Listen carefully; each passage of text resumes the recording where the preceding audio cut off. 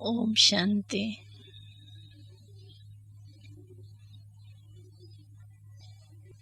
आज हम सभी अपने मुख्य टॉपिक योग, उसके ऊपर चर्चा कर रहे हैं। तो योग को रमणीक कैसे बनाया जाए? वैसे तो है ही रमणीक, बनाने की आवश्यकता नहीं है ही रमणीक।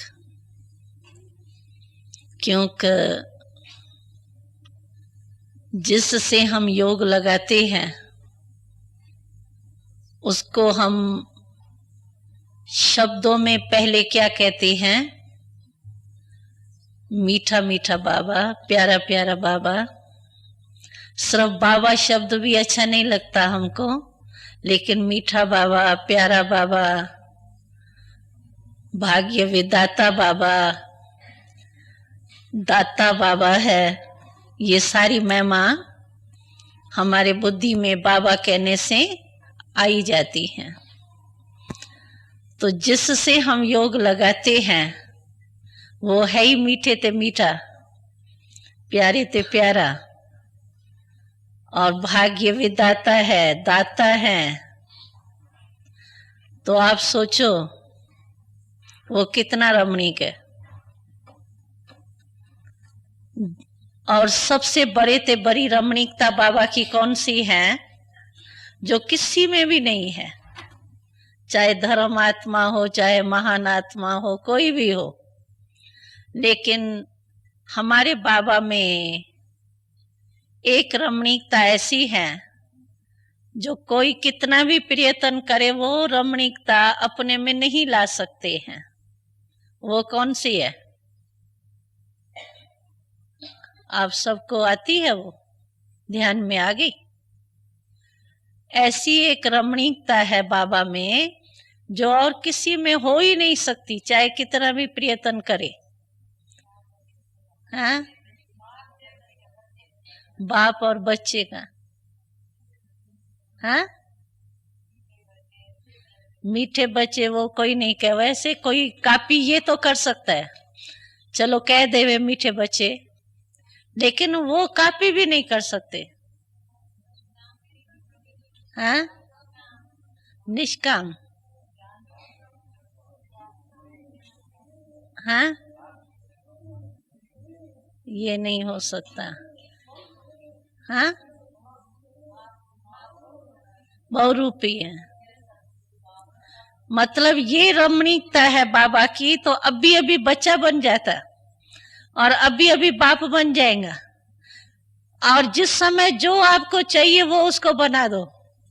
इतनी आप बच्चों को, हम बच्चों को इतनी बाबा ने हमको भी रमणीक बना दिया है ना।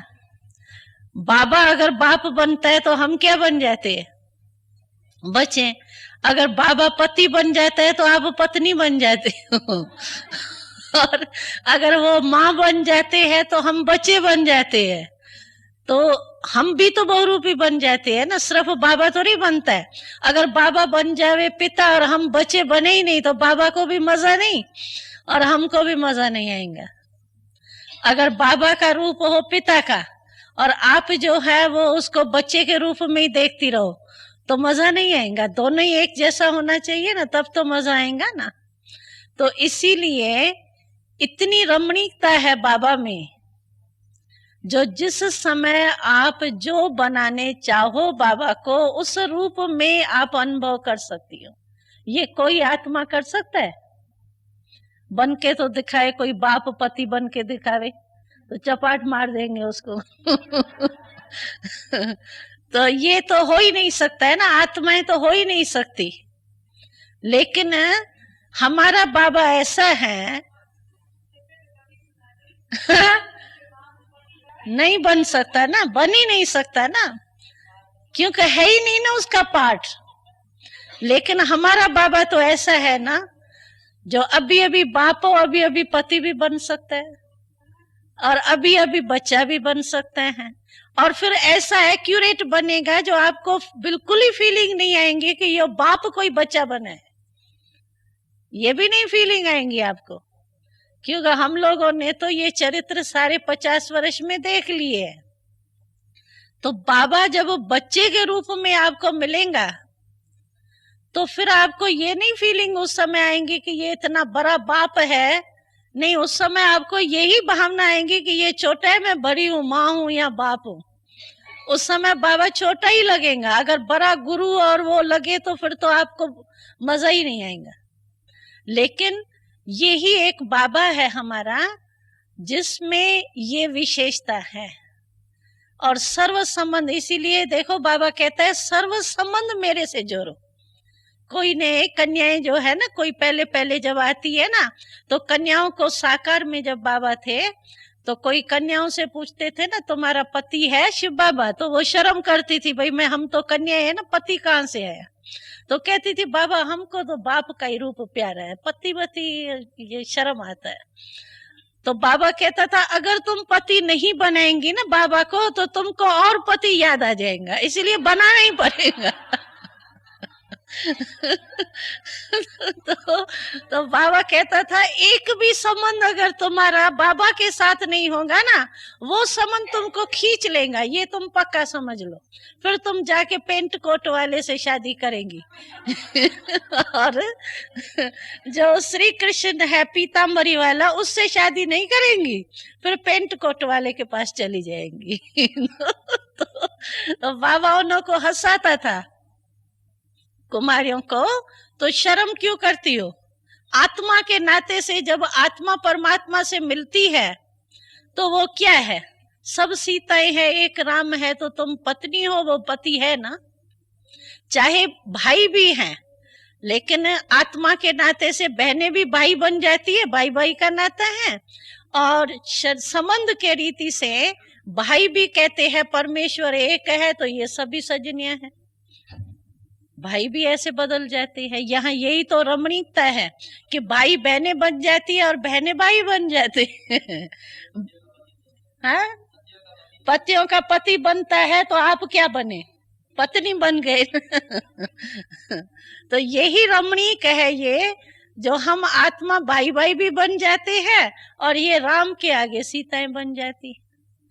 तो समय के प्रमाण, अगर हम योग को, योग माना ही क्या है? परमात्मा बाबा की याद। योग शब्द अगर हम उठाते हैं ना तो भारी हो जाते हैं, लेकिन याद अगर कहें तो याद की तो आदत हमको है ही। बाबा कई मूल्यों में कहता है योग, योग शब्द कह करके वो समझते पता नहीं योग क्या चीज है, पता नहीं उसमें माथा ऊपर जाएगा या नीचे जाएंगी बुद्धि, पता नहीं क्या क्या समझते हैं। लेकिन वास्तव में योग क्या है? योग माना बाबा की याद। तो याद शब्द आने से एक रमणीकता आ जाती है, और योग शब्द होने से समझते पता नहीं क्या योग है, ऐसा होगा वैसे होगा, ऐसा लगाएं ऐसे लगाएं, फिर उसमें क्वेश्चन बहुत उठते हैं, भारी कर देते हैं। लेकिन बाबा सहज करने के लिए कहते हैं योग माना याद। तो बाबा की याद, तो याद में तो हमेशा अगर बिछड़ा हुआ होता है ना तो वियोग भी आता है, दुख भी होता है, सब कुछ होता है। लेकिन हमारी याद मिलाने की है। एक होती है याद तरफाने वाली, वियोग वाली। तो वियोग की जो याद होती है ना, उसमें दुख भी होता है और उसमें अशांति भी होती है, सब कुछ होता है। लेकिन ये हमारी जो याद है ना, वो मिलन मनाने की याद है। क्योंकि योग का दूसरा जो अर्थ है वो है मिलन। योग माना क्या? मिलन ना, बच्चे और बाप का मिलना। तो जब मिलना है तो वियोग तो नहीं है ना, इसीलिए उसका योग शब्द है। योग माना जोर।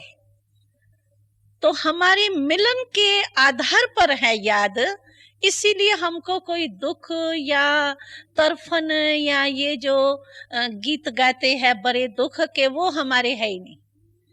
जब भी हमारा योग लग जाएगा तो आप देखेंगे हमारे मुख से क्या निकलेगा, दिल से मुख से तो नहीं गा सकेंगे सभी, लेकिन दिल से जो भी गीत निकलेंगे ना, वो प्यार के, मिलन के निकलेंगे, वियोग के नहीं। बाबा तुम पता नहीं ऐसे हो, तुम ऐसे हो, मेरे से ऐसा किया, मेरे को ये किया, ऐसे शब्द हमारे नहीं निकलेंगे, क्योंकि बाबा ने किसी को कमी छोड़ी नहीं है। कुछ कम दिया है क्या बाबा ने किसको? हाँ, किसको कम दिया है? अगर दिया हो तो हाथ उठाओ, बाबा पूरा कर देगा। हाँ, कुछ दिया है क्या? कम दिया है? एक ही टाइम बाबा ने यही एक वंडरफुल बात सुनाई। तो यहाँ देखो, विश्वविद्यालय में यही विशेषता है, जो सप्ताह कोर्स करने के बाद जब क्लास में आते हैं, 50 वर्ष वाला स्टूडेंट जो होगा वो भी उसी क्लास में पढ़ रहा है, मुरली वही सुन रहा है, और जो 8 दिन के बाद 10वें दिन क्लास में पहले दिन आता है, वो भी उसी क्लास में बैठेगा। अलग बैठेगा क्या? जब रेगुलर स्टूडेंट हो जाता है तो किस क्लास में बैठेगा? 50 वर्ष वाले भी वही पढ़ाई, एक ही टाइम वही पढ़ाई पढ़ते हैं। मुरली तो एक ही डेट की एक ही होती है ना, तो 50 वर्ष वाले भी वही पढ़ाई पढ़ रहे हैं। और अगर कोई नया स्टूडेंट 10-15 दिन का है, पहले दिन आता है बड़े क्लास में, तो भी मुरली वही सुनेगा। तो देता तो एक ही टाइम है बाबा, और एक ही खजाना देता है, तो अंतर तो रखता ही नहीं है ना बाबा। तो इसीलिए हमारे मन से जो गीत निकलेगा मिलन का, वो हमेशा खुशी का निकलेगा, वियोग का भी नहीं, क्योंकि वियोग तो हमारा योग में बदल गया है ना। हमारा वियोग का टाइम पूरा हुआ, वो भक्ति का था वियोग, और इस समय हमारा योग है। और योग के साथ भी हमारा शब्द क्या है? राजयोग, सहज योग। ऐसे योग नहीं है, सहज योग है। तो सहज योग है माना, क्यों सहज है? क्यों हम कहते हैं हमारा योग सहज योग है? क्योंकि संबंध से याद है, प्राप्ति के आधार पर याद है। तो जहां प्राप्ति होती है, प्राप्ति के आधार से आप किसको भी याद करो तो आपको कभी भी वियोग नहीं आएगा। पहले प्राप्ति वो सामने आएंगी। मानो मेरे को इस बहन ने कोई गिफ्ट दे दी, समझो ये हेमलता बैठी है। अच्छा, हेमलता ने मुझे कोई गिफ्ट दी मानो, और मैं उस गिफ्ट को देखती हूँ तो हेमलता बहन मुझे याद आती है, बड़ी अच्छी चीज दी है यूज की, तो मुझे खुशी होगी या वियोग होगा इसको याद करने से? क्योंकि पहले मेरे को प्राप्ति याद आई इसकी, और प्राप्ति के आधार पर मानो ये याद आई मेरे को, तो खुशी होगी ना। इसी रीति से बाबा को जब भी हम याद करते हैं तो याद के पहले हमको ये आता है, एक तो संबंध आता है सारा पूरा, कि बाबा हमारा कौन है, माता भी है, पिता भी है, बंधु भी है, सखा भी है, सब कुछ है जो हमने पहले सुनाया। तो संबंध से भी एक स्नेह पैदा होता है ना। जहां संबंध होगा वहां क्या पैदा होगा? स्नेह होगा ना। और दूसरा प्राप्ति है, दोनों चीजें है, दोनों से खुशी होती है, प्राप्ति से खुशी होती है ना। और ऐसी प्राप्ति बाबा ने कराई है हमको जो कभी भी हमारे से खो नहीं सकती है। अगर प्राप्ति खो जावे ना तो फिर वियोग आ जाता है, लेकिन हमारी प्राप्ति तो खो नहीं सकती है। बाबा की गारंटी है कि 21 जन्म तो तुम्हारे से कोई छीन नहीं सकता है, ये भी गारंटी है ना। गारंटी सबको मिली है ना, गारंटी बाबा की। तो हमारी प्राप्ति तो ऐसी है जो कभी भी गायब नहीं हो सकती। बाबा का वरदान मिला हुआ है, बाबा अविनाशी, बाबा की अविनाशी प्राप्ति है, वो हमारे से कैसे खो सकती है? जब बच्चा हूं तो खो नहीं सकती है। अगर बच्चा ही नहीं है तो फिर तो हक लगता ही नहीं। लेकिन हम तो सब बच्चे हैं ना बाबा के। कोई कहेगा हम बच्चे नहीं है कोई जो कहे मैं बच्चा नहीं हूं, अभी बन रहा हूं, गर्भ में बैठा हूं, अभी बाहर निकलूंगा, ऐसा तो नहीं है ना कोई। सब हक लेने वाले हैं ना, ले लिया है ना वर्षा। तो ऐसे बच्चे कभी भी प्राप्ति से वंचित हो ही नहीं सकते हैं। क्यों? कि दूसरे जो बाप और बच्चे का संबंध होता है ना, तो उसमें तो होता है बाप को अपने लिए कुछ चाहिए, या ऐसी प्रॉपर्टी होती है मानो 1 लाख है, वो बांटेगा तो कम हो जाएंगी, लाख पूरा हो जाएगा। यहाँ तो दोनों ही बातें नहीं है। एक तो बाबा को अपने लिए कुछ नहीं चाहिए, जो अपना रखे, भाई मेरे को भी आयुवेल के टाइम चाहिए इसलिए किनारे रख दो, वो भी नहीं चाहिए बाबा को। और दूसरी बात ये है कि बाबा के पास इतनी प्रॉपर्टी है, जो हमारे जैसे बच्चे, अगर बाबा के 550 करोड़ बच्चे जो भी आत्माएं हैं, वो भी बाबा से प्रॉपर्टी लेवे तो भी कम होने वाली नहीं है। और हम तो सिकिल दे है, अभी है ही कितने, 3 लाख भी नहीं है अभी, तो हम तो है ही सिकिल दे अभी। तो हमारे से तो बहुत ज्यादा प्रॉपर्टी है बाबा के पास, इसीलिए हमारे लिए ये भी क्वेश्चन नहीं है। तो आप सोचो, तो प्राप्ति के आधार पर जो हमारी याद होंगी वो कैसी होंगी, रमणीक होंगी या सूखी होंगी? हाँ, कैसी होंगी? रमणीक होंगी ना? आप बोलो फॉरेनर्स। हाँ, रमणीक, रमणीक ना? हाँ, सूखी नहीं, ऐसा नहीं। नहीं, रमणीक। तो इसीलिए बाबा कहते हैं कि तुम्हारी याद रमणीक है। क्यों? कि एक संबंध का आधार है और दूसरी बात प्राप्ति का आधार। जो भी आप प्राप्ति चाहिए ना, हद की तो बाबा देगा ही नहीं, क्योंकि हद की प्राप्ति तो अनेक पिताओं ने करा दी, वही बाबा देवे तो फिर बाबा और उसमें क्या अंतर होगा? इसीलिए वो तो देगा ही नहीं। और वो बाबा जानता है कि पुरानी दुनिया की चीज इन्हों को कुछ दूंगा भी, क्योंकि कई ऐसे सोचते हैं चलो बाबा के हो गए ना, बाबा कामने पूर्ण करने वाले है ना, अच्छा बाबा स्वर्ग में तो बहुत विमान मिलेंगे ना, इससे एक कार अभी दे दो, चलो वहां एक विमान करके कम कर ले लेंगे, यहाँ तो आने जाने के लिए कार एक तो चाहिए ना, तो वो ही दे दो बाबा। लेकिन बाबा समझते हैं कि कार तो दूंगा लेकिन ये बेकार हो जाएगा, इसीलिए नहीं देगा। इसीलिए बाबा ये इच्छाएं पूरी नहीं करेगा। बाकी ये जरूर है कि हमने देखा है कि कोई ना कोई रास्ता जरूर बाबा देता है। मानो हमको क्लास में जाने की मुश्किल होती है, मिसला दिल तो यही होती होंगे ना सेवा के लिए, क्लास में पहुंचने के लिए, तो मानो हमको कोई मुश्किल आती है सामने, तो किसी न किसी तरीके से किसी न किसी के बुद्धि में टच करके आपको लिफ्ट दिला देगा बाबा, ये करेगा। कोई ना कोई तरीके से आपको साधन जरूर बना के देगा, बाकी कार्य आपको देवे ये नहीं करेगा। साधन जरूर देता है जिससे बच्चे जो हैं वो हिम्मत से आगे बढ़ते जा रहे। इसी रीति से बड़ी बिल्डिंग भी नहीं देगा।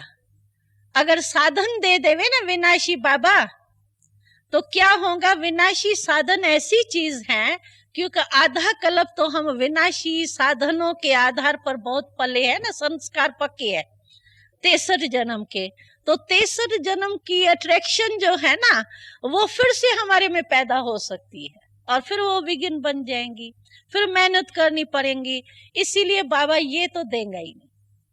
अगर कहाँ देता भी है ना, तो फिर थोड़ा सा भी देखो कहाँ सुख के साधन ज्यादा बन जाते हैं ना, जहां तक देखा गया है अनुभव में, तो अगर सुख के साधन एक्स्ट्रा कहाँ भी होता है, तो कोई ना कोई बात ऐसी जरूर होती है जो ऐसी माया थोड़ी पकड़ती है उसको, जो वो सीधा हो जाता है, होश में आ जाता है कि नहीं ये हमको इससे न्यारा रहना है।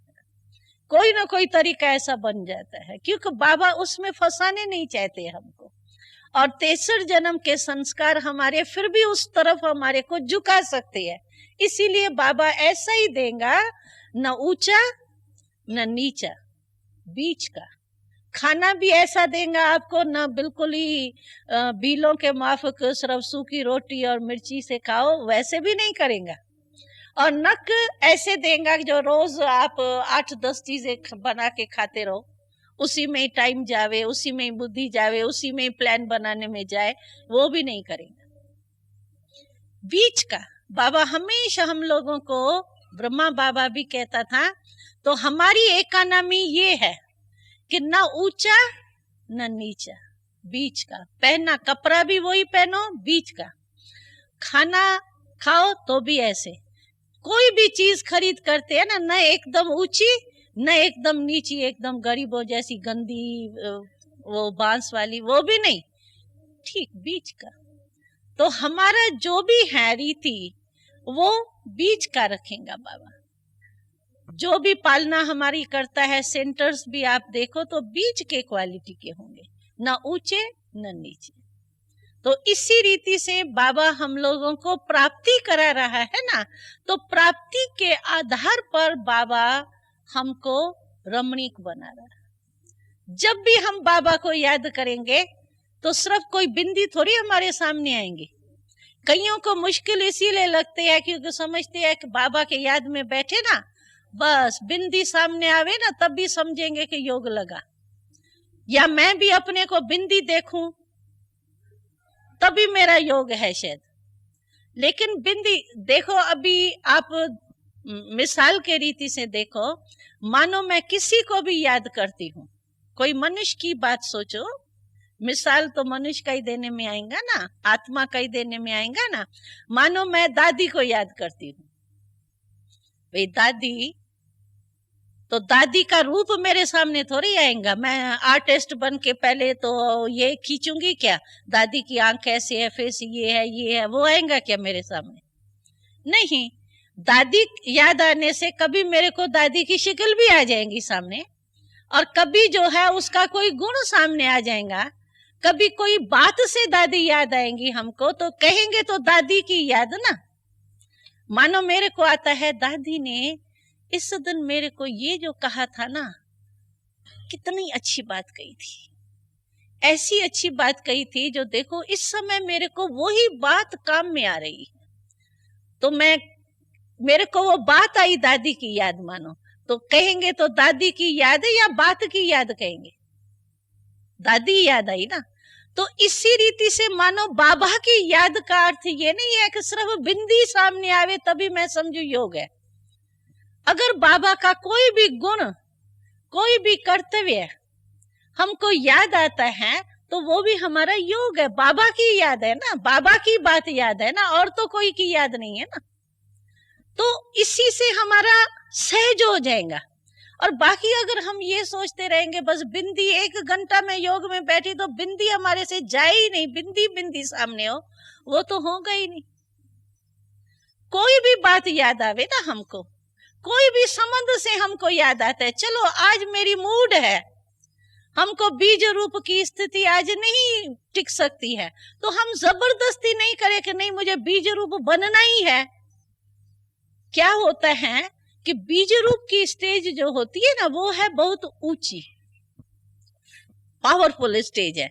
उसके लिए हमको पहले बुद्धि खाली चाहिए। मानो आज मेरे से कोई गलती हो गई है, छोटी मोटी गलती, मानो कोई शब्द ही ऐसा मेरे से निकल गया है जो मैं चाहती नहीं थी, लेकिन व्यर्थ शब्द कोई निकल गया है मानो, और मैं पुरुषार्थी अच्छी हूँ, तीव्र पुरुषार्थी हूँ, अपने ऊपर अटेंशन अच्छा देती हूँ, चेकिंग अच्छी करती हूँ, और मेरा वैसे ही व्यर्थ भी निकल गया मानो बोल, तो क्या होगा, जितने हम स्वच्छ होंगे ना उतना छोटा सा दाग भी हमारे को बड़ा लगेगा। और मैले है, मैले में तो सारी स्याही की शीशी गिर जाएंगी तो भी नहीं पता पड़ेगा। तो हम स्वच्छ हो रहे हैं, तो स्वच्छ होने, जितने हम स्वच्छ होते हैं ना उतनी हमको छोटी सी गलती भी अपनी ज्यादा लगती है। तो इसका मतलब ये नहीं है कि हमको बहुत अपनी गलती ज्यादा फील होती है तो माना तो हम पुरुषार्थ में ढीले हैं, ये नहीं है।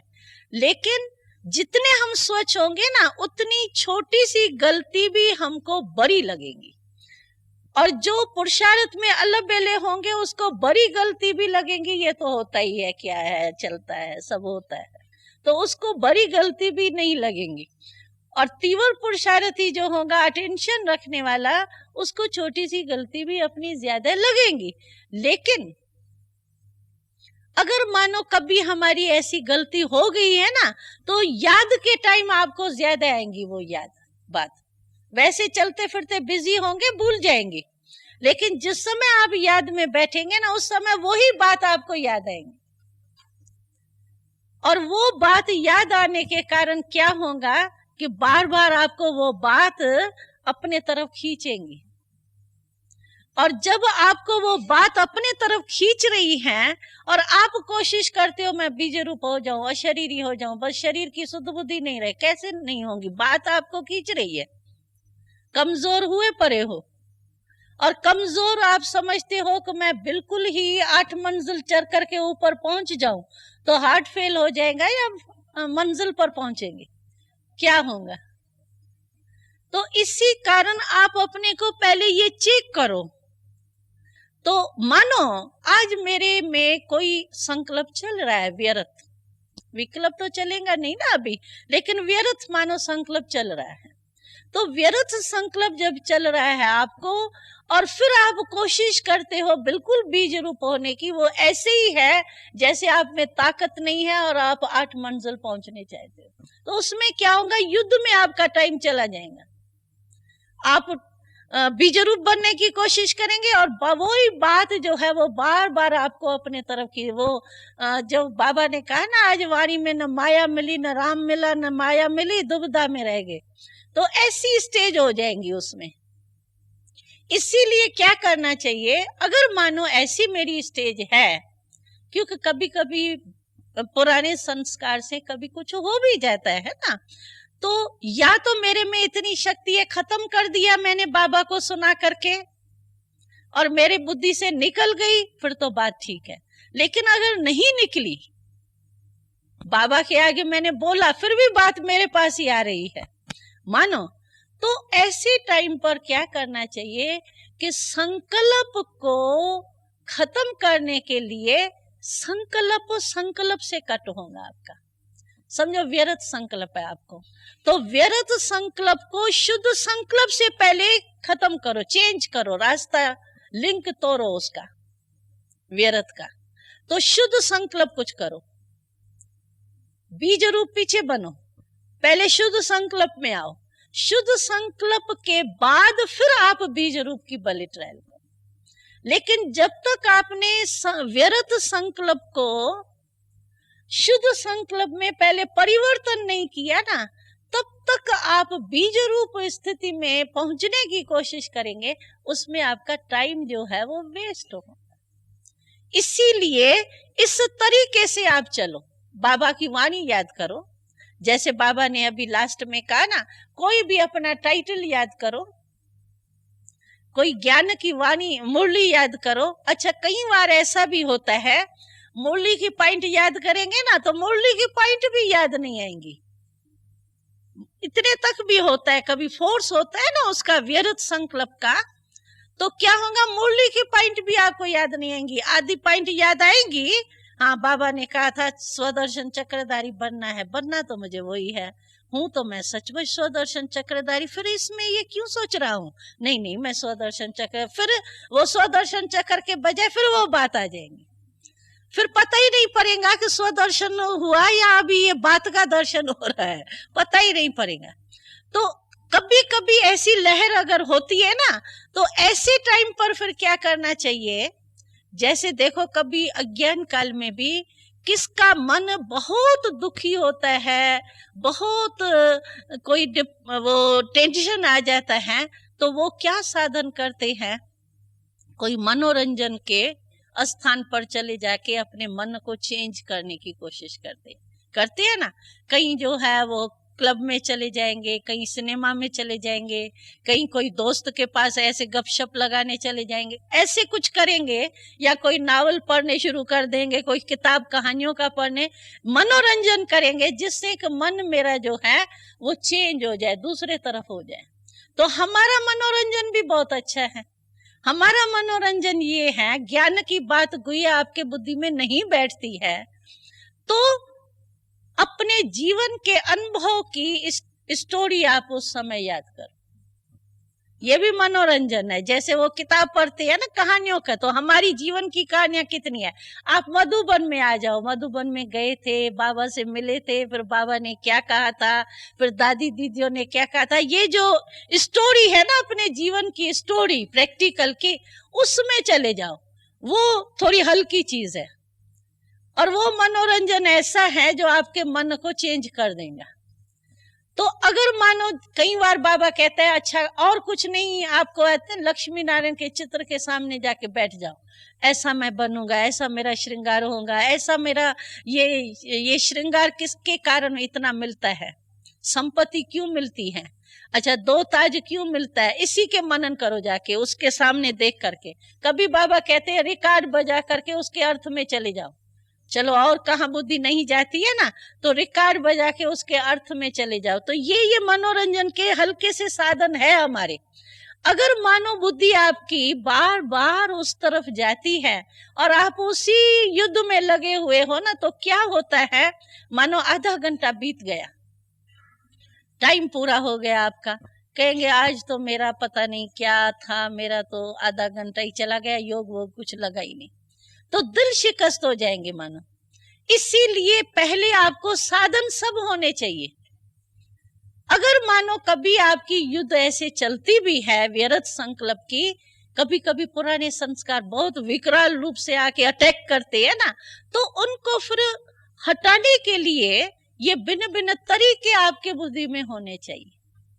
किसी न किसी रीति से आप मन को व्यर्थ से पहले समर्थ में ले आओ, यानी शुद्ध संकल्प में ले आओ। मानो मधुबन में आप पहुंच जाते हो और आप अपने जीवन की कोई स्टोरी याद करते हो जो आपको सबसे जीवन में अच्छे से अच्छी आकर्षण की चीज हो ना, वो याद करो भले, तो वो आपको अपने तरफ जल्दी खींच लेंगी। टाइम वेस्ट नहीं करो, फिर आपको ये जो बहुत मुश्किल लगता है ना, वो मुश्किल नहीं लगेगा और सहज हो जाए। स्पष्ट हो गया ना आपको, तो कैसे सहज करो योग को, रमणीक भी हो जाएगा इसमें। नहीं तो बार बार बात आपके पास आती रहेगी ना, माथा भारी, फिर कहेंगे योग में बैठे ना आज और ही मेरा माथे में दर्द हो गया। क्यों दर्द होता है? क्योंकि युद्ध में टाइम गया ना, तो युद्ध तो टेंशन हो गई है ना, तो टेंशन के कारण क्या, या तो ब्लड प्रेशर हाई हो जाएगा, या तो सिर दर्द हो जाएगा, या नींद बिगड़ जाएंगी। फिर कहते हैं हमारा शायद भाग्य ही नहीं है, शायद मेरा ड्रामा में ऐसा ही पार्ट है। ड्रामा में पार्ट आप बना रहे हो, ऐसा है थोड़ी। तो इसीलिए दिल शिकस्त नहीं बन जाए, उससे बचने के लिए हमारे पास कई साधन है। योग को सहज बनाओ, भारी नहीं बनाओ। और जिस समय आपका शुद्ध संकल्प चलेगा ना, लिंक टूट जाएगा ना व्यर्थ का, और शुद्ध संकल्प से लिंक जुट गया, तो जहां शुद्ध संकल्प होंगे ना, तो शुद्ध संकल्प से एक संकल्प में स्थित रहना, बीज रूप में स्थित होना, वो सहज हो जाएगा। लेकिन अनेक संकल्प व्यर्थ चल रहा है, उससे एक संकल्प बीज रूप में स्थित हो जाओ, ये मुश्किल होगा। इसीलिए इस विधि से आप अपने को आगे बढ़ाओ। आया ना? हाँ, क्लियर हुआ? तो इसी एक तो ये है, और दूसरी बात ये है कि बाबा जो कहता है ना, हर टाइटल अपने सामने रखो। तो मानो कभी हम समझते हैं कि हम यात्रु है। अच्छा, यात्रु के रीति से क्या होगा?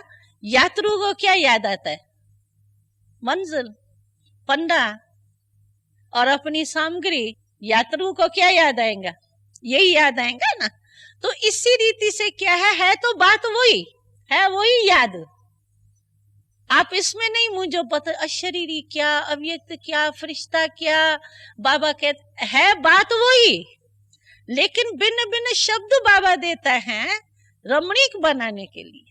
जैसे फरिश्ता है, फरिश्ता माना भी तो हड्डी मांस का शरीर नहीं है ना, अशरीरी हो गए ना।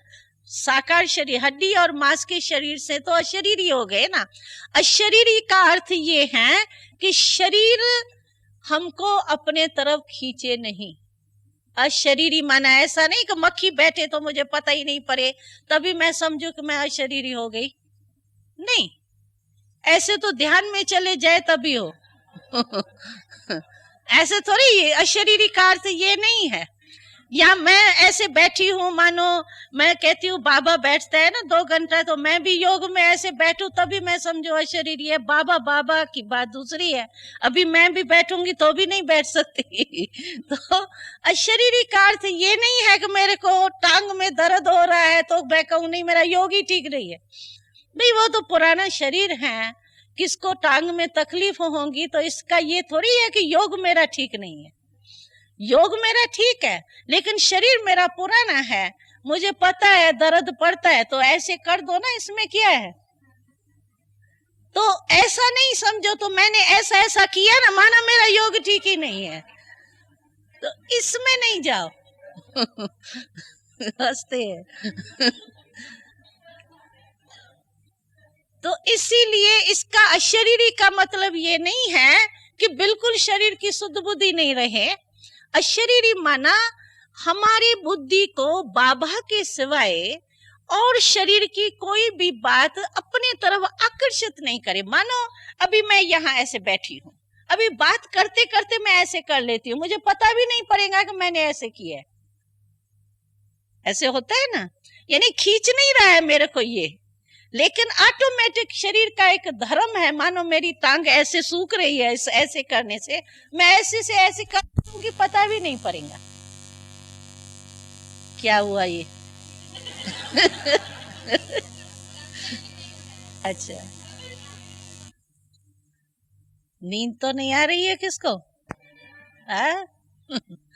इसमें भी बहुत अच्छा। योग में क्या करते हैं, हमको याद आ रहा था, नींद आती रहेंगी, जुटके खाते रहेंगे, लेकिन भाई चलो साइलेंस में नहीं जाओ और कोई बात सोचो, ज्ञान की सोचो, तो नींद चली जाए ना, कहेंगे नहीं मैं बड़े साइलेंट बड़े आनंद में बैठी थी। नींद जुटके खा रही है और उठेंगे तो अनुभव क्या सुनाएंगे, बहुत साइलेंस में थी। नींद भी तो साइलेंस है ना।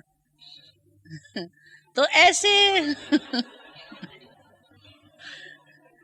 नींद भी आनंद देती है, क्योंकि थकावट टूटती है तो आनंद तो आएगा ना। लेकिन वो नींद का आनंद है या योग का आनंद है, ये फर्क नहीं पता पड़ता है। तो नींद, जब नींद आवे ना योग में, जब समझो अमृत वेले, तो खास वो माया टिकट लेती है नींद की।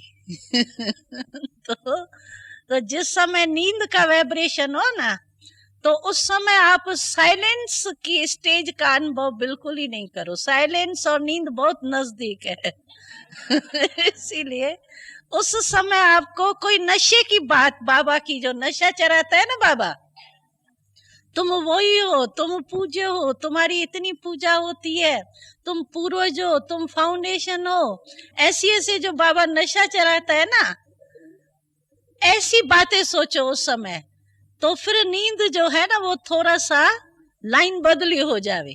बुद्धि चलेंगी ना, तो बुद्धि को चलाओ। बुद्धि चलाने में आप देखेंगे कभी भी ऐसा कोई बुद्धि का ज्यादा चलाने का काम होता है ना, तो कहते नींद बिगड़ गई, क्योंकि बुद्धि काम ज्यादा करती है, फिर नींद नहीं आएंगी।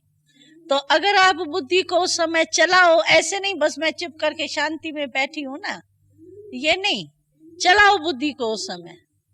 तो चलाने से क्या होगा, थोड़ा टाइम ही चलाओ, 10 मिनट ही चलाओ, तो चलाने से बुद्धि क्या होगा, नींद का नशा टूट जाएगा और वो नशा चढ़ जाएगा ना, थोड़ा बदली हो जावे। पीछे भले आप कोई भी स्टेज की ट्रायल करो, लेकिन नींद में ही आधा घंटा जुटका ही खा करके उठ जाओ, तो ये नहीं ठीक है, ये टाइम वेस्ट जाता है। और फिर अपने को फील तो होता है ना, भाई जैसे मैं चाहती थी योग वैसे मेरा नहीं हुआ। शक्ति तो आएगी नहीं ना उसे, नींद के योग से शक्ति कैसे आएंगी, खुशी कैसे आएंगी, साइलेंस की नील की भासना आएंगी, बस यही होगा। लेकिन हमारी ये आप समझ लो कि जैसे बाबा कहते हैं ना, 5 विकार जो होता है ना, वो एक अकेला कभी नहीं आता है। क्रोध आता है तो उसमें लोभ भी होता है, ये 5 ही साथी इकट्ठे हैं। क्रोध जिसमें होगा, कोई समझता है मेरे में काम नहीं है, सिर्फ क्रोध है। काम माना कोई सिर्फ ब्रह्मचर्य नहीं, काम माना कामना भी है। तो अगर मानो क्रोध किस में है और कहे मेरे में कामना कोई नहीं है, काम विकार नहीं है, सिर्फ क्रोध है, लेकिन क्रोध आता क्यों है?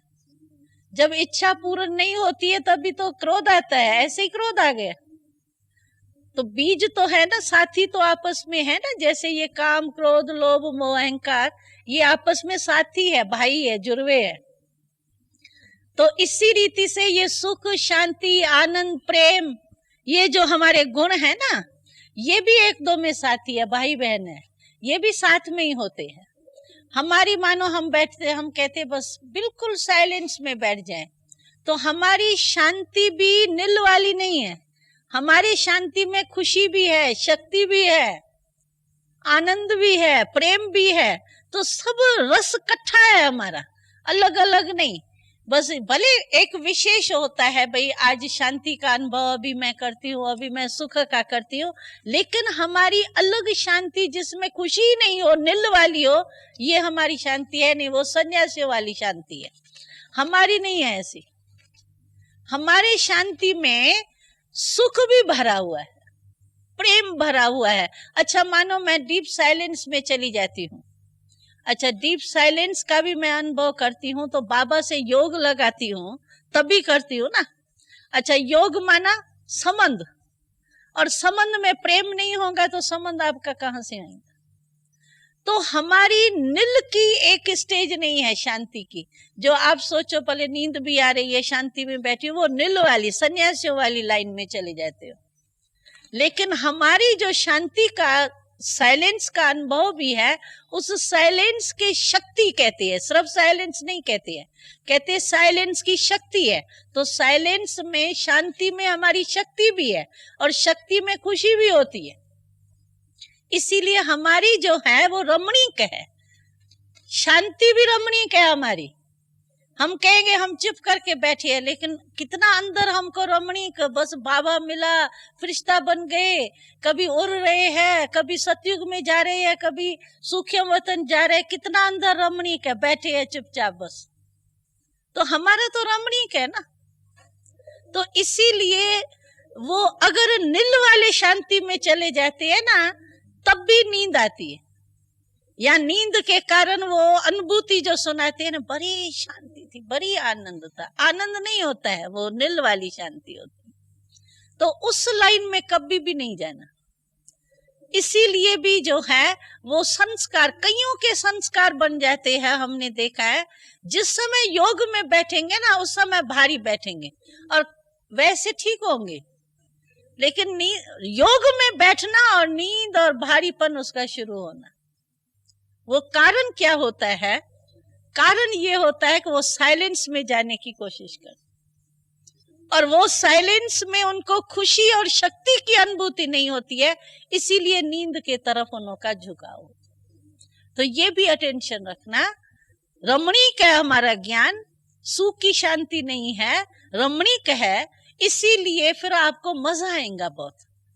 जब कोई प्राप्ति हो रही है, बाबा हम लोगों को मिसाल देता है, स्टेशन पर जाते हैं, ट्रेन जाती है, 1 बजे स्टेशन आती है, तो भी वो चाय वाले चाय चाय चाय चाय चिल्ला करके बेचारे 1 बजे भी नींद नहीं आती है उनको। क्यों? प्राप्ति है उनको, कमाई है, तो नींद नहीं आती है। तो हम लोगों को नींद क्यों आवे? योग के टाइम, कमाई के टाइम हमको नींद क्यों आती है? क्योंकि प्राप्ति की अनुभूति नहीं होती है। अगर प्राप्ति की अनुभूति हो, खुशी की, शक्ति की, तो नींद हमको नहीं आ सकती। इसीलिए हमारा योग इसमें भी रमणीक है, समझा ना आपने? तो ये रमणीक योग कैसे है हमारा? क्योंकि उसमें भी हमारी अनुभूति होती है, और इस रीति से अपने को चेंज करके योग को पावरफुल बनाओ। आदत नहीं पड़ जावे ऐसे, और आदत जब पड़ जाती है ना ऐसे, बिल्कुल ही ऐसे बस बैठ करके हम खुश कर देते हैं अपने को कि हाँ बस मैंने आधा घंटा योग किया, हाजिरी तो लग गई जाती है ना भाई। हाँ भाई, बहने पूछेंगे अमृत वेला उठे बैठे, हम कहेंगे हाँ हम उठे भी बैठे, लेकिन कहाँ बैठे? नींद में बैठे या योग में बैठे? ये भी तो देखे ना। तो इसीलिए हमको ये अटेंशन जरूर रखना है कि हमारा योग, हमारी याद जो है वो ऐसी रमणीक हो जिसमें हमको नींद नहीं आए। जब प्राप्ति में अज्ञानी लोगों को क्या प्राप्ति होगी, 10 रुपए की कमाई होगी, 20 रुपए की कमाई होगी, लेकिन उसकी नींद बिगड़ सकती है, तो हमारी नींद कैसे आ सकती है?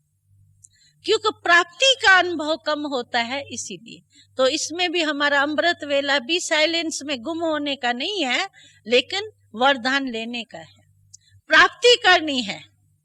और अशरीरी की बात मैं सुना रही थी ना, तो अशरीरी की कर्म इंद्रियां हमको अपने तरफ कोई खींचे नहीं, इसको कहते हैं अशरीरी।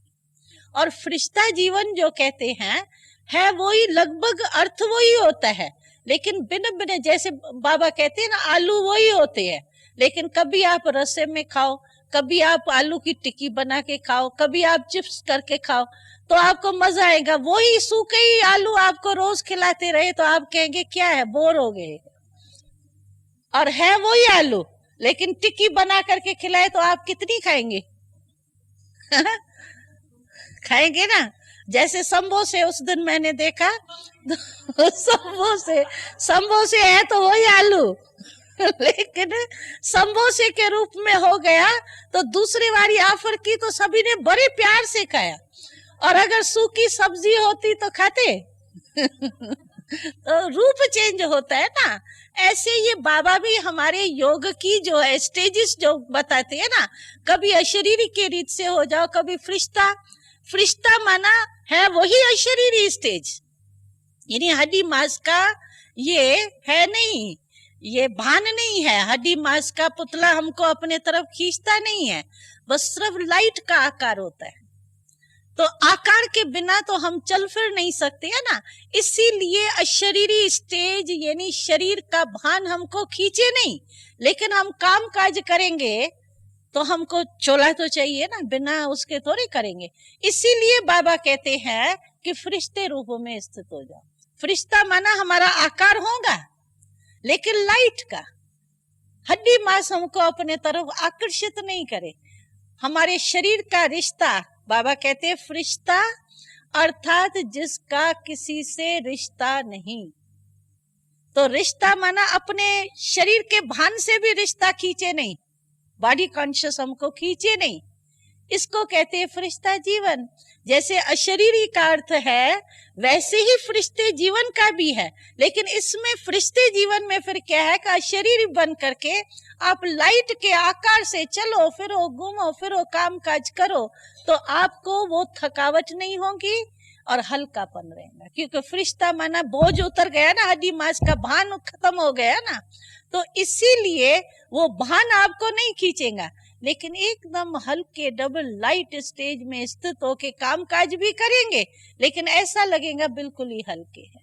तो अर्थ लगभग एक जैसा ही है, लेकिन जैसे मैंने सुना है ना, सिर्फ वैरायटी है, जैसे एक ही आलू की वैरायटी पसंद आती है, इसी रीति से बाबा सिर्फ आपको कहे बस आत्मा समझ के अपने को परमात्मा पिता को याद करो, बस एक ही सुन सुन के तंग हो जाए हम भी, आत्मा समझ के बाप को याद करो, आत्मा समझ के बाप को। कभी बाबा कहते हैं फरिश्ता बन जाओ, कभी कहते हैं अशरीरी बन जाओ, और कभी कहेंगे अव्यक्त रूप में स्थित हो जाओ। ये भिन्न भिन्न रूप से रमणी करने के लिए बाबा कहते हैं, लेकिन अर्थ ये है कि देह के भान से परे रहे। मूल फाउंडेशन योग का ये है कि हमको अपने बॉडी कॉन्शियस जो है वो हमको अपने तरफ खींचे नहीं, जो हमको बाबा भूल जाए और बॉडी कॉन्शियस में आ जाए, ये नहीं हो। इसी का फाउंडेशन ये है योग का। फिर उसको आप फरिश्ता रूप कहो, अशरीरी अवस्था कहो, अव्यक्त, अव्यक्त माना भी क्या है, अव्यक्त का अर्थ भी ये है जहां व्यक्त भाव हमको अपने तरफ नहीं खींचे, ऐ माना न, और अव्यक्त व्यक्त भाव जो है, बॉडी कॉन्शियसनेस जो है, वो हमको अपने तरफ खींचे नहीं। तो अर्थ फाउंडेशन वही है, लेकिन भिन्न भिन्न एक रूप से क्या होता है कि एक रमणीक हो जाता है। फरिश्ते रूप में आपको वो याद आएगा, आकारी फरिश्ता रूप अपना। अशरीरी में बस चलो मैं आत्मा हूं, बिंदु रूप याद आएगा। शरीर में भले चाहे कुछ मक्खी बैठे ये बैठे, करेंगे भी लेकिन खींचेगा नहीं। ऐसा नहीं मेरा योग टूट जावे, उसको कहते हैं अशरीरी अवस्था। कभी कभी होता है ना, दर्द होता है कोई, तो दर्द होना तो स्वाभाविक है शरीर का, लेकिन वो दर्द अगर मेरे बुद्धि को खींचता है तो फिर मेरी अशरीरी अवस्था नहीं। खींचे नहीं, चलो दर्द हुआ ऐसे मैंने कर लिया, ठीक है, सो क्या, हठ योग थोड़ी है हमारा, कर लिए, लेकिन बुद्धि मेरी चंचल नहीं हो जाए, बस दर्द को ही सोचती रहूं, हाय दर्द, ये मेरा परख करा हिसाब है, देखा अभी और कितने अच्छे बैठे हैं और मैं देखो दर्द में ऐसे कर रही हूँ, अरे इसको क्यों सोचते हो, चलो दर्द हुआ ऐसा कर लिया, फिर बैठ जाओ। इसमें टाइम वेस्ट ज्यादा करते हैं हम लोग, व्यर्थ संकल्प चलेगा, फिर कहाँ के कहाँ चले जाएंगे। शायद मेरा अगला जन्म भी ऐसा ही होगा, मैंने बहुत पाप किया है, मैं हुई ऐसे, अरे कहाँ चली गई, योग के बजाय बाबा से प्राप्ति करने के बजाय अपने पिछले में क्यों चली गई। तो ये माना ये नहीं होना चाहिए। बाकी दर्द है अगर ठीक है ना, मैं अपने मस्ती में मस्त होंगी। आप सोचो कभी कोई लौकिक कार्य में भी ऐसा कोई काम होता है बुद्धि का, उसमें हम बिजी हो जाते हैं, बुद्धि फुल मेरी उस बात में बिजी है, तो आप देखेंगे कोई आएगा कोई जाएगा, आप हाथ से ऐसे पानी की प्यास लगेंगी पी भी लेंगे बीच में, लेकिन आपसे कोई पूछेगा आपने ये किया, कहेंगे नहीं मेरे याद नहीं है, मैंने किया क्या, क्योंकि आपकी बुद्धि उसमें बिजी होती है, फुल बुद्धि बिजी होती है। तो फुल बुद्धि बिजी होने के कारण आप करेंगे भी ना तो भी आपका अट्रैक्शन वहां नहीं जाएगा, नेचुरल जैसे शरीर का धर्म है वो किया आपने। इसी रीति से जब हम योग में बैठते हैं तो मानो कभी शरीर थका और ऐसे भी किया, तो ये नहीं है कि मेरा योग टूट गया, नहीं है मेरा योग, बाबा याद है, मुझे याद है, ये शरीर का धर्म है, उसका हमने पूरा किया, लेकिन मेरी बुद्धि क्यों वहां से टूटे। तो फिर आपको टूटती है, फिर जोड़ने की मेहनत करो, टूटा फिर जोड़ो, फिर तोड़ा फिर जोड़ा, ये तो क्या आनंद क्या हुआ जीवन का। और जो टूट करके जोड़ते हैं चीज, आप सोचो तो वो क्या होती है, कमजोर नहीं होती है। मानो जोड़ भी लिया आपने, चलो, लेकिन तोड़ करके फिर जोड़ो, फिर तोड़े फिर जोड़ो, तो ताकत क्या रही, चीज तो कमजोर हो गई ना। इसी रीति से हमारी बुद्धि जो है ना, उसकी शक्ति कम हो जाती है। फिर कहते हैं पता नहीं क्या है, जब से योगी बना हो ना तब से माथा खाली खाली होता है। क्यों नहीं खाली खाली होगा, क्योंकि एनर्जी वेस्ट की, तोड़ने और जोड़ने में ही बुद्धि लगा दी, तो जरूर वेस्ट गई एनर्जी, तो खाली दिमाग भी होगा, दर्द भी होगा, भारीपन भी होगा, सुस्ती भी आएंगी, ये सब आएंगे, ये पलटन है, एक एक आएंगी। लेकिन इससे आप ये नहीं सोचो, उसमें नहीं चले जाओ, क्यों हुआ क्या हुआ, मेरा हिसाब है, क्यों हिसाब है, मैंने अगले जन्म में ये क्यों मैं नहीं जाऊं, बस फिनिश, ठीक है, दर्द है ऐसा कर लिया, खत्म। या दर्द है, चलो आप ऐसे नहीं बैठ सकते हो, चलो बाबा कहते भले तकिया लो आराम से बैठो, अच्छा टांग लंबी कर सकते हो, ऐसे करके बैठते ही हो आप लोग तो लेकिन ऐसा नहीं कि बुद्धि मेरी हिल जावे, बुद्धि ठिकाने पर हो, बुद्धि नहीं हिलनी चाहिए। तो इतना सहज है हमारा योग, इतना बाबा ने सहज करके दिया है, फिर भी हमारा मुश्किल क्यों, रमणीक भारीपन क्यों आवे हमको, क्यों में जाते हैं ना। बाबा ने कहा ना, क्यों माना, ये क्यों खुल गई, क्यों माना, क्यों का गेट खोल दिया आपने, ये नहीं खोलो, फिनिश करो, चलो ठीक है मेरा हिसाब है, ठीक हो जाएगा, बस ये नहीं सोचो क्यों क्या हुआ, ऐसा हुआ ऐसा हुआ ऐसा वैसा क्या है, मैं बहुत अच्छी हूँ, बाबा ने मुझे अपने यानी खुद भगवान ने मुझे पसंद कर दिया, इससे बढ़िया और क्या चाहिए। ये प्राइम मिनिस्टर आपके लंदन की ये एलिजाबेथ है, कौन है वो, बाबा को पसंद नहीं आई, हम ही पसंद आए। यहाँ के ये राजीव गांधी पसंद नहीं आया, हम ही पसंद आए, तो ये कोई कम बात है? यानी भगवान ने हमको पसंद कर दिया और बाकी क्या चाहिए हमको? जिसके ऊपर भगवान की दृष्टि पड़ गई तो वो तो माला माल हो ही गया। तो क्यों नहीं हम अपनी अच्छी बातें सोचे, कमजोरी की बातें क्यों सोचे? तो अच्छी बातें सोचने से क्या होगा, कमजोरी की बातें आपकी खत्म हो जाएंगी। इस पर हम मिसाल देते हैं ना, मानो एक बाल्टी है, उसमें गंदा पानी पड़ा है, ठीक है ना, और मेरे कमर में दर्द है, मैं उल्टा नहीं सकती हूँ गंदा पानी, मेरे में है ही नहीं ताकत। अभी मुझे गंदा पानी उससे निकालना है और अच्छा पानी भरना है, तो और तरीका क्या है? हाँ, अच्छा डालते जाओ। मैं नहीं उल्टा सकती हूँ ना, मेरे कमर में दर्द है तो मैं नहीं उल्टा सकती हूँ, तो और तरीका क्या होता है? अच्छा भरते जाओ तो आप ही गंदा निकल जाएगा। अगर मानो आप बीज रूप हो करके उसको खत्म नहीं कर सकते हो, तो अच्छा तो डाल सकते हो, अच्छा डालते जाओ, शुभ सोचते जाओ। तो शुभ सोचते सोचते सोचते सोचते आपका जो व्यर्थ का गंदा पानी है वो निकल जाएगा और आराम से बस अच्छा ही अच्छा हो जाए। तो इसी रीति से अपने को कमजोर नहीं समझो।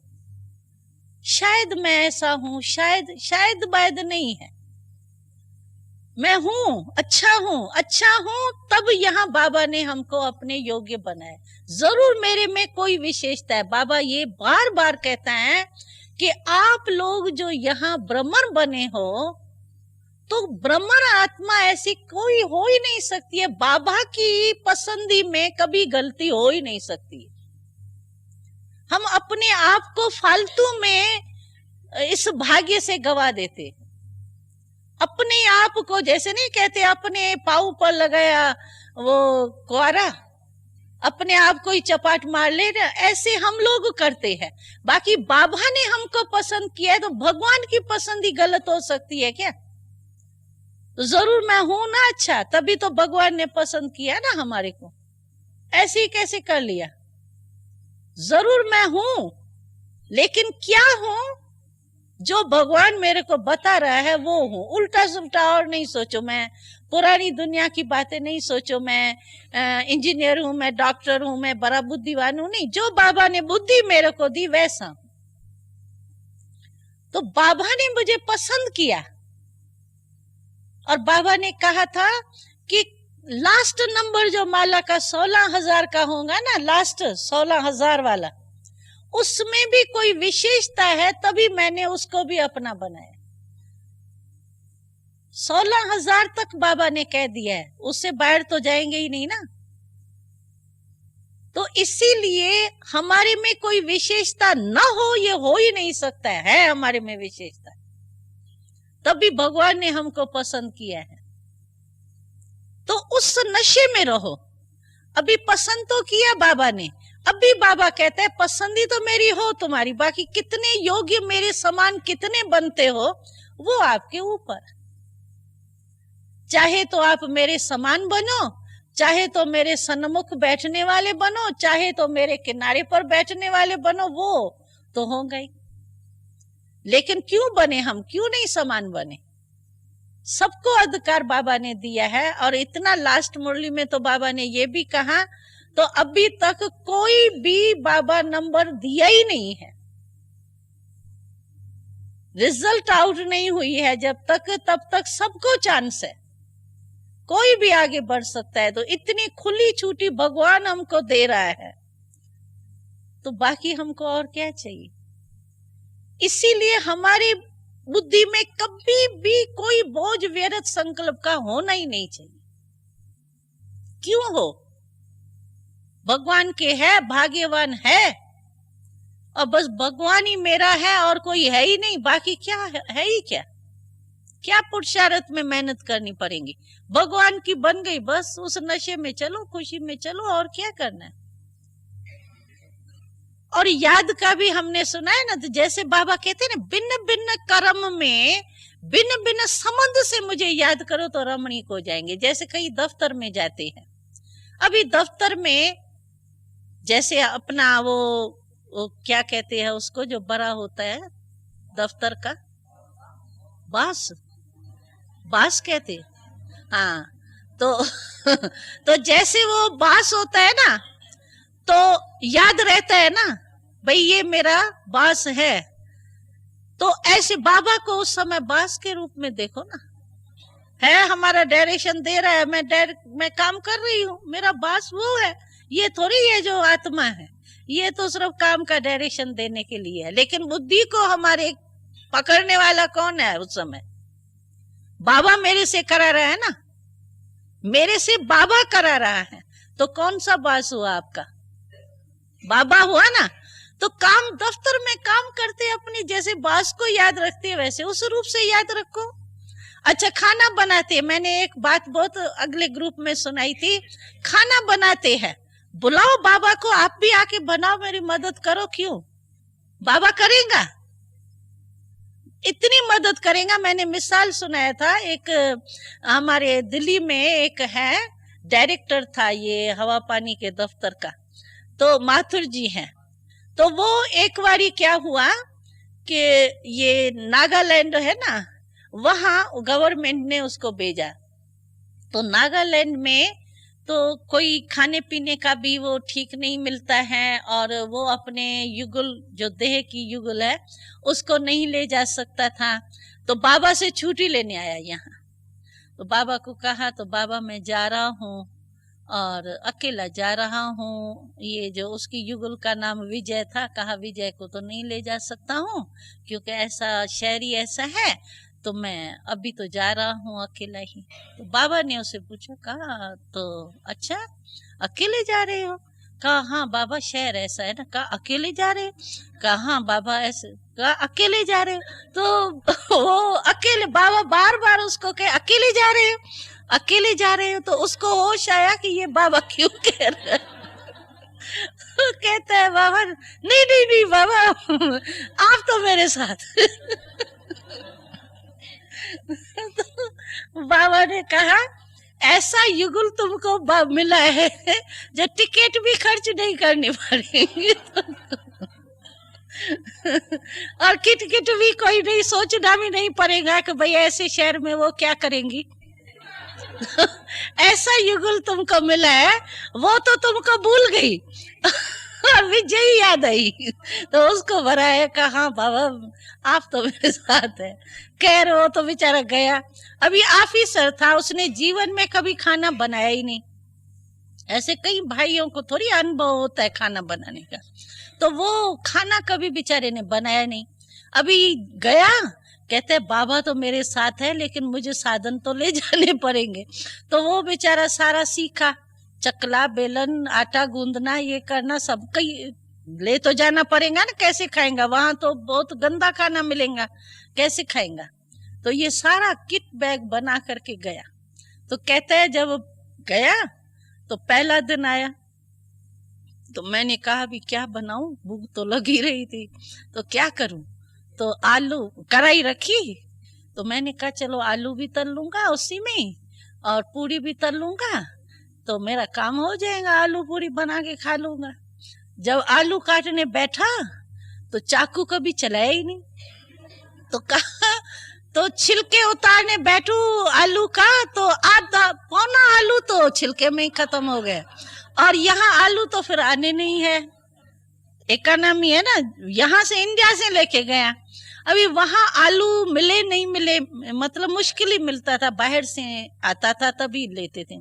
तो कहा पौना आलू तो मेरा छिलके में ही खराब हो गया, अभी मैं कहूँ ये क्या होगा, कैसे ये मैं खाऊंगा इतने दिन। और फिर पूरी आटा गूंदू तो कभी पानी ज्यादा हो जाए, कभी आटा डालू तो आटा इतना हो गया चलो ढीला हो गया तो आटा सूखा डालता जाऊं, और आटा डालता जाऊं, फिर कहूं अभी सूखा हो गया, फिर पानी डालू, तो इतना थाल भर गया, अभी मैं क्या करूं। बेचारे की हालत बड़ी खराब मैं क्या करूं। तो दिल शिकस्त होके कहते हैं मैं बैठ गया। मैंने कहा अभी बाबा आपने कहा मैं आपका युगल हूं, तो आप आओ ना, आकर के बनाओ ना खाना वहां तो विजय बना के खिलाती थी, अभी आप बना के खिलाओ। ऐसे दिल शिकस्त हो करके, और मैं बैठ गया, अभी मैं क्या करूं।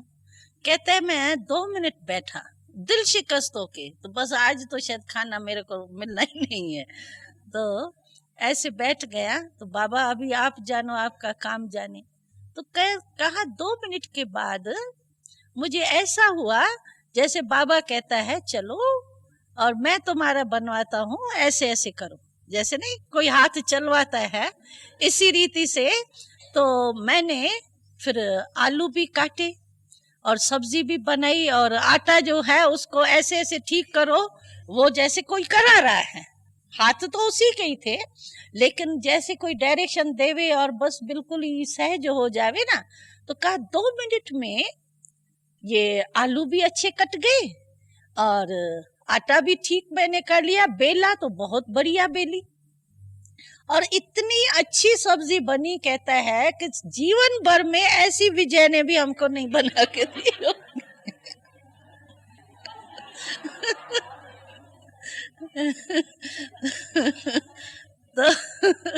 तो ऐसा उसको नहीं, जैसे कहा मेरे को ऐसा अनुभव हो रहा था जैसे मेरे को, जैसे नहीं भाई मसाले भी कितना भरूं, वो मेरे हाथ को जैसे नहीं कोई चला रहा हो ना, इसी रीति से अनुभव हुआ सचमुच, जैसे एक बाबा मेरे से करा रहा है, मेरा हाथ नहीं है, मेरे हाथ को कोई चलवा रहा है, और ऐसी टेस्टी बना खाना जो बस फिर तो मैं सीख गया, बस बनता रहा। तो यानी ऐसा नहीं है कि बाबा मदद नहीं कर सकता है, कर सकता है, लेकिन इसमें फेथ चाहिए। पेपर नहीं लेना बाबा से, देखूं बाबा अभी बनाओ खाना, ऐसे पेपर नहीं लेना, टीचर नहीं बन करके बाबा को चलाना। अगर पेपर के रीति से लेंगे ना तो फिर मदद नहीं मिलेंगी। लेकिन निश्चय जहां है, भक्ति मार्ग में हम कितनी कहानियां सुनते हैं, भक्ति में भी कहानियां अगर देखो तो भक्तों के कितने नहीं काम भगवान कर देता है भक्तों का, और हम तो अधिकारी हैं, क्यों नहीं बाबा मदद कर सकता है। बुद्धि को टच करेगा, और ऐसा टच करेगा बुद्धि को, जो आपको जो काम मुश्किल लगता होगा ना वो सहज हो जाएगा। हम लोगों को ये अनुभव है, हम लोग जब यहाँ से निकले हैं तो हमारी भाषा तो सिंधी थी, हिंदी थोड़ी हमको आती थी, लेकिन जब सेवा पर हम निकले और यहाँ आपस में सब सिंधी बोलते थे, क्योंकि सिंधी में तो फिर नेचुरल वही भाषा निकलती है ना, तो यहाँ आपस में सिंधी बोलते थे। भाषण हमको वहां जाकर के सेवा में करना पड़ा, तो वहां सिंधी में हमारी कौन समझेगा, हिंदी में ही बोलना पड़ेगा ना। तो हमने देखा सिर्फ बाबा ने ये हम लोगों को पाठ पक्का करा दिया था, किसी भी स्टेज पर तुम बैठ जाओ भाषण करने के लिए या सेवा के लिए, तो ये कभी नहीं समझना कि मैं अकेली, बाबा मेरे साथ हैं, बाबा मेरे से करा रहा है, बाबा मेरे से बोलवा रहा है, बस ये पाठ पक्का करना। और सचमुच हम लोगों ने देखा इतनी बड़ी सभाएं होती थी और हम लोगों को भाषण का कोई अनुभव नहीं। यहाँ आपस में थोड़ी बैठ के भाषण करेंगे, और आपस में करेंगे तो वो दूसरा तरीका होता है, लेकिन हम लोग पहले पहले निकले हैं और हमको भाषण करने पड़े हैं। सिर्फ ये लक्ष्य हमने रखा कि बाबा हमारे से करा रहा है, बस हम निमित्त है, इंस्ट्रूमेंट है, लेकिन कराने वाला हमारे बाबा है। बाबा आप ही हमारे से कराएगा। सचमुच हमने देखा बहुत अच्छी रिजल्ट। तो निश्चय अगर हमारा पक्का है ना, बाबा से सिर्फ काम लेना नहीं हमको आता है, बाकी बाबा मददगार बहुत है। सिर्फ जिस संबंध से जिस समय हमको बाबा से लाभ लेना चाहिए ना, वो लाभ का तरीका नहीं आता है। नहीं तो सचमुच हमारा ऐसा काम है जो बिल्कुल ही कोई दिमाग में बोझ की बात ही नहीं है, सवाल ही नहीं उठ सकता है। कराने वाला करा रहा है, बोझ कहता है मेरे को दे दो, मैं आया ही तुम्हारे बोझ के लिए हूं, तो क्यों बोझ उठाते हैं हम तो निमित्त है। तो रमणीक नहीं हो जाएगा ज्ञान। अच्छा खाना बना रहे, आओ बाबा आप भी आके मेरे साथ बनाओ, क्या है हुज्जत रखे ना, बाबा मदद करेगा। कोई भी मुश्किल हमारे सामने आती है, हम बाबा के ऊपर छोड़ दें निश्चय से, तो आप देखो बाबा आपको ऐसी ही मदद करेगा जैसे कोई और आपको मदद करे, उसे तो ज्यादा ही करेगा, लेकिन जो हमको चाहिए वो हमको मिल जाए। तो क्या रमणीक रीति से योग लगाओ, कभी बांस बना दो बाबा को, कभी बच्चा बना लो, कभी क्या बना लो, उस संबंध से आप साथ निभाओ बाबा से, तो जो साथ रहेगा वो याद नहीं होंगी, जरूर होंगी ना। तो योग माना क्या है? याद। कर्म करो तो साथी बना के करो, रुआन करो तो साथी बना के बातें करो, और जब स्टडी करते हो तो टीचर बन करके स्टेटस के खुशी में, याद में रह करके पढ़ाई करो, सब में खुशी है। सारी दिनचर्या हमारी ऐसी है जो हर दिनचर्या के कर्म में हम बाबा के बिन बिन संबंध का भी अनुभव कर सकते हैं, और बुद्धि को हल्का भी रख सकते हैं, और रमणीक भी कर सकते हैं। कभी टीचर के रूप में टीचर है और हम पढ़ाई पढ़ रहे हैं, वरदाता है मैं वर ले रही हूँ, अच्छा कभी कंपनियन है मेरा, कभी दिल का दिलाराम है, उसको दिल की बात दे रही हूँ, कितना रमणीक योग है। सिर्फ बीज रूप ही सिर्फ थोड़ी बनना है, बीज रूप बनो लेकिन टाइम पर बनेंगे ना, सारे ही दिन बीज रूप होके तो फिर बैठ जाएंगे तो फिर काम कैसे चलेंगे। बीज रूप बनो लेकिन टाइम पर बनो, और बीज रूप के पीछे अपने योग की स्टेज ही छोड़ दो, ये नहीं करो। बाबा ने जैसे दादी ने आपको मर्यादाएं सुनाई ना, तो योग के बुद्धि की भी मर्यादाएं हैं, लकीर है। जैसे मर्यादाओं की लकीर के बाहर नहीं निकलना है ना, वैसे बुद्धि के लिए बाबा ने योग के लिए भी हमारे को एक लाइन खींच करके दी है। वो कौन सी है लाइन? 4 स्टेजेस बाबा ने हमको दे दी। सारे दिन में कोई भी स्टेज है, ये योग की है, ये भी योग, लेकिन स्टेजेस भिन्न भिन्न है। जैसे 4 मुख्य स्टेजेस बाबा ने हमको बता दी है। फर्स्ट जो है वो बीज रूप है, और फिर फरिश्ता रूप है, फिर मनन की है, मनन ज्ञान का मनन, और चौथी स्टेज है रूह रिहान। ये 4 स्टेजेस है। इस 4 स्टेजेस में आप कोई भी स्टेज में रहो, इससे बाहर नहीं जाओ। जैसे लकीर के अंदर सीता थी तो सेफ थी ना, इसी रीति से आप ये 4 स्टेजेस की समझो वो बाउंड्री लगा दो बुद्धि को, इससे बाहर नहीं जाए। चाहे बीज रूप, चाहे फरिश्ता, अव्यक्त स्थिति को फरिश्ता कहो, ये हो, चाहे आप मनन करो, मनन से खुशी होगी, ये टॉपिक तो चल चुकी है ना आपकी, मनन शक्ति को कैसे बढ़ाए, तो वो तो चल चुकी है ना। तो मनन करो, मनन में भी ये नहीं जैसे बाबा ने हंसाया था ना बहुत, तो कई बच्चे मनन करने बैठते हैं, कहते स्वदर्शन चक्रधारी हो, सत्युग त्रेता द्वापर कलयुग, 8 जन्म, फिर 12 जन्म, फिर चलो 21 जन्म, अच्छा फिर सतो रजो तमो, बस चक्कर पूरा हो गया, स्वदर्शन पूरा हो गया। तो ऐसे स्वदर्शन चक्रधारी नहीं कहता है, इसको मनन नहीं कहा जाता है। मन ये रिपीट हो गया, ये तो रिपीट की पॉइंट, 8 जन्म है और सतो है रजो है, लेकिन स्वदर्शन चक्रधारी बनो माना बुद्धि में उस स्टेज का अनुभव करो। स्वदर्शन चक्र किसको कहते हैं? अच्छा सतयुग में मैं देवता थी, 8 जन्म थे, कितने भी थे, लेकिन मैं देवता थी। देवता की स्टेज क्या थी? देवताई जीवन में मेरे को क्या क्या प्राप्ति थी, उस प्राप्ति के अनुभव में चले जाओ, तभी तो स्वदर्शन चक्र घुमाने में मजा भी आएगा ना। सिर्फ यही रिपीट करते रहेंगे तो फिर तो 2 मिनट में स्वदर्शन चक्र पूरा हो गया, सारा दिन क्या करेंगे? वही रिपीट करते रहेंगे क्या सतो रजो तमो, माता ही खराब हो जाए। तो इसको बाबा नहीं कहते स्वदर्शन चक्र घुमाओ या कोई भी बात। मनन करना माना मनन के साथ साथ उस स्टेज का अनुभव करना।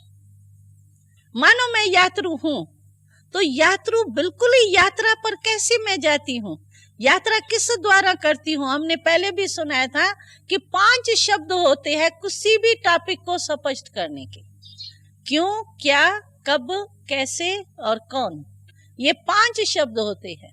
इन 5 शब्दों से आप कोई भी टॉपिक को स्पष्ट करो। समझा आपने? 5 शब्द, माया के भी यही 5 शब्द है। माया का गेट भी यही है और मनन का गेट भी यही है। तो आप उसको मनन के रीति से यूज करो। माया में भी क्यों क्या ही आती है, लेकिन उस रूप से वो गेट बंद कर दो माया का, और आप मनन के रीति से ये 5 शब्द यूज करो। आप बिल्कुल ही स्पीकर नंबर 1 हो जाएंगे। कोई भी टॉपिक लेके आप भाषण तैयार कर सकते हो इस पर, और अंदर मन में मनन कर सकते हो। मानो हम कहते हैं स्वदर्शन चक्रधारी, एक ही शब्द लो, तो स्वदर्शन चक्रधारी किसको कहा जाता है और क्यों स्वदर्शन चक्रधारी बने, उससे फायदा क्या है और कौन बनाता है हमको, कब बनते हैं स्वदर्शन चक्रधारी, तो डिटेल हो गई ना। इसी रीति से कोई भी मनन की टॉपिक जो मुरली में चलता है ना रोज, उनमें से कोई भी मनन की पॉइंट आप ले लो, अपने होमवर्क अपने आप को दे दो। भाई आज बाबा ने ये जो बात कही है ना, इसको मैं मनन करूंगा, और रोज वैरायटी चेंज करो। एक ही आत्मा सो परमात्मा नहीं है, लेकिन आत्मा बच्चा है, एक ही नहीं, वैरायटी करो। तो जो मुरली सुबह की चलती है उनमें से आप अपने बुद्धि के लिए होमवर्क ले लो। भाई आज मैं इस पर मनन करूंगा। तो क्या होगा, होमवर्क बच्चों को क्यों देते हैं? बेचारे कर भी नहीं सकते हैं, टाइम भी नहीं होता है, फिर भी उनको इतना काम दे देते हैं। क्यों देते हैं? बुद्धि बिजी रहे, नहीं तो घर के बातों में चले जाएंगे, स्टडी के तरफ अटेंशन रहे। इसी रीति से अगर मुरली से हम रोज अपना होमवर्क ले लेना, और रोज के मुरली से वैरायटी लो, कभी जो मन में अच्छा लगे, सारी मुरली 3 पेज की है, उनमें से जो भी आपको पसंद आवे वो ले लो, और उसमें रोज अपने को उस बात में बिजी रखो, मनन में। किसी भी समय आपको और संकल्प आवे ना, वही मनन की बात क्यों क्या के डिटेल में जा करके उस व्यर्थ को खत्म करो। तो क्या होगा, एक तो आपकी बुद्धि बिजी रहेगी, और दूसरा जितना मनन करते हैं ना, तो मनन करने से क्या होगा, खुशी होगी। मेरे पास इतना ज्ञान का खजाना है, क्योंकि प्रैक्टिकल में देखेंगे ना बुद्धि आपकी, वो पॉइंट्स आएंगी ना सामने, तो जितना खजाना देखा जाता है, मेरे पास इतना है धन, तो खुशी होती है ना। तो खुशी भी होगी और बुद्धि बिजी भी रहेंगी। और दूसरा क्या होगा कि आपकी वैरायटी होने के कारण आपका इंटरेस्ट बना रहेगा। कभी भी आपका इंटरेस्ट खत्म नहीं होगा, न पढ़ाई से न योग से। तो इसी रीति से आप मनन करो या बाबा से रूह ध्यान करो। ये 4 स्टेजेस जो है, इसके लकीर के अंदर बुद्धि को रखो। है ये भी योगी, लेकिन स्टेजेस भिन्न भिन्न है। इसको योग नहीं है ये नहीं कहेंगे। रूह ध्यान करेंगे, किससे करेंगे? अपने आप से थोड़ी बात करेंगे, बाबा से करेंगे ना। तो बाबा याद होगा, सामने होगा, तभी तो बात करेंगे, ऐसे ही थोड़ी करेंगे। और मनन करेंगे तो बाबा ने ये कहा, बाबा ने तो बाबा ही याद है ना, और क्या याद आएंगे।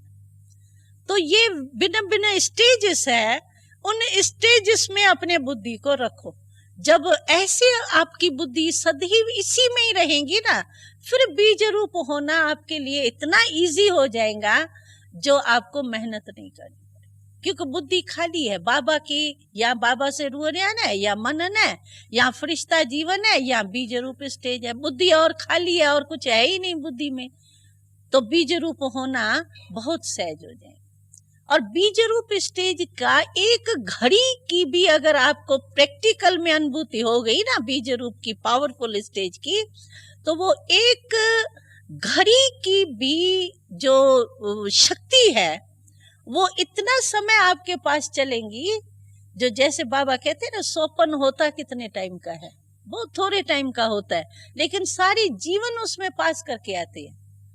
छोटा भी बन जाते हैं, और फिर ये सारी जीवन अनुभव करके आते हैं। मैं बड़ा भी बना, फिर ये हुआ, फिर ये हुआ, लेकिन प्रैक्टिकल लगता है ना, ऐसा थोड़ी लगता है उस समय तो मैं सोपन देख रहा हूँ। अनुभूति होती है ना, दुख की भी अनुभूति होती है, खुशी की भी होती है। होता तो सोपन क्या है, थोड़े सेकंड का ना। इसी रीति से ये बीज रूप स्टेज जो पावरफुल स्टेज है ना, उसमें क्या होता है कि आपकी अगर 1 सेकंड या 1 मिनट की भी वो पावरफुल स्टेज जो अनुभव हो जाएंगी, वो आपकी सारे दिन में उसका प्रभाव रहेगा, बार बार आपको खींचती रहेंगी वो स्टेज। जैसे नहीं, बहुत कोई सुख की प्राप्ति हो जाए मानो, तो भले आप उससे मिट भी जावे, टाइम पास हो जावे वो उस प्राप्ति का, लेकिन फिर भी वो बार बार याद आती है ना, खींचती है ना वो। इसी रीति से आपको भी वो बीज रूप स्थिति की जो अनुभूति है, वो थोड़े समय की अनुभूति आपको बहुत समय आकर्षित करती रहेगी। काम काज करते रहेंगे ना, 1 मिनट भी आपको फ्री मिलेगा ना, फिर वही आपको खींचती रहेंगी। टेस्ट जैसे कोई चीज की हुई बार बार याद आती है ना, इसी रीति से वो बीज रूप स्टेज आपको बार बार खींचती थी। लेकिन बीज रूप स्टेज बनाने के लिए पहले ये अपने बुद्धि के धरनी को तैयार करो। अगर ये धरनी हमारी तैयार नहीं होगी तो मेहनत ज्यादा लगेंगी और अनुभूति नहीं। इसीलिए इसको सहज करो और रमणीय करो। ठीक है ना? हा? हो गया क्लियर टॉपिक? हाँ, 1 बज रहा है। अच्छा, बस क्वेश्चन है क्या कोई इसमें? हाँ, क्वेश्चन है कोई क्वेश्चन? मिल गए ना? अभी मुश्किल है योग या सहज है? सहज, इजी। हाँ इजी, हाँ इजी, इजी कहो, इजी। हाँ